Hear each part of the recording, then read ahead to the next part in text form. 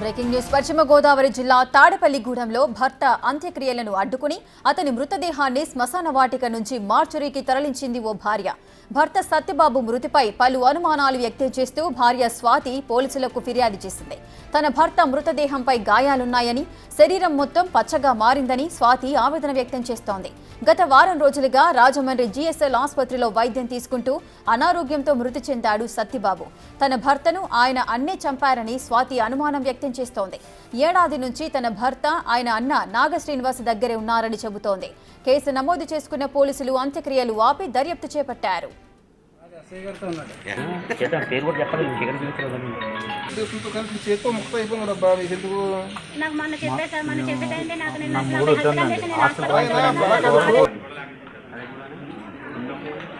ఇలా చేయడం కంటే కాదు, మీరు ఆలోచించుకోండి. నాకు అభ్యంతరం లేదు, కానీ ఎన్ని ట్యాబ్లెట్లని కూడా దీనికి సంబంధించి చూడండి ఒకసారి. ఎప్పుడు ఇదే ఘటనకు సంబంధించిన పూర్తి డీటెయిల్స్ మా ప్రతినిధి సాగర్ అందిస్తారు. సాగర్, స్వాతి ఏం చెప్తోంది? ఆమె వర్షన్ ఏ విధంగా ఉంది? ఈ తాడేపల్లిగూడానికి సంబంధించి భర్త అంత్యక్రియలను భార్య అడ్డుకుంది. అయితే తన ఒక సంవత్సర కాలంగా వీరిద్దరు కూడా దూరంగా ఉంటున్నారు. అయితే కలగాని స్వాతి అట్లాగే కలగాని సత్యబాబు కూడా 15 ఏళ్ల క్రితం పెళ్ళైంది. ఇద్దరు పిల్లలు ఉన్నారు. కొద్దిగా ఆస్తి తగాదాల నేపథ్యంలో వీరిద్దరు కూడా ఏడాది కాలంగా దూరంగా ఉంటూ వస్తున్నారు. అయితే సడన్ గా భర్త తరపు బంధువులు ఫోన్ చేసి కలగాని సత్యబాబు చచ్చిపోయాడని చెప్పడంతో స్వాతి షాక్ లోకి వెళ్లిపోయానని చెప్తుంది.